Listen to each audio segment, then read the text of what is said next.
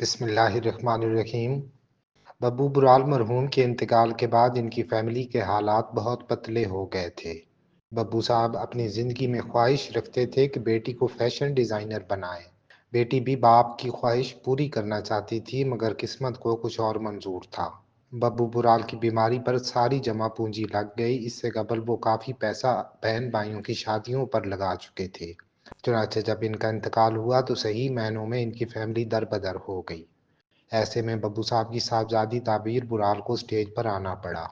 وہ سمجھی تھیں کہ شاید کامیڈین یا اداکارہ بنے گی، مگر سٹیج والوں نے انہیں ڈانسر بنا کر رکھ دیا، اور اس میں بھی ان سے شائقین کو لبھانے کے لیے سب کچھ کرنے کی ہدایت کی گئی۔ تعبیر برال نے 3 سال سٹیج پر کام کیا اور پھر اچانک یہ کہہ کر سٹیج کو خیر بات کہہ دیا کہ وہ گندے کاموں کا حصہ نہیں بن سکتی۔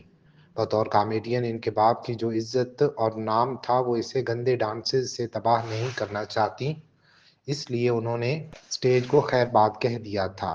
سننے میں آیا ہے کہ تعبیر برال اب ایک ملازمت کر رہی ہیں اور اپنے خاندان کو سپورٹ کرنے کی کوشش کر رہی ہیں۔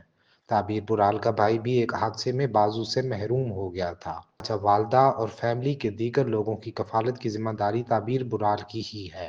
اس پوسٹ کے ذریعے ہم آفتاب اقبال، سہیل احمد اور شوبز سے منسلک دیگر نامور لوگوں سے درخواست کرتے ہیں کہ ببو برال کی شاندار خدمات کو سامنے رکھ کر ان کی صاحبزادی کو باعزت کام دیا جائے تاکہ وہ اپنے خاندان کی بہتر کفالت کر سکیں۔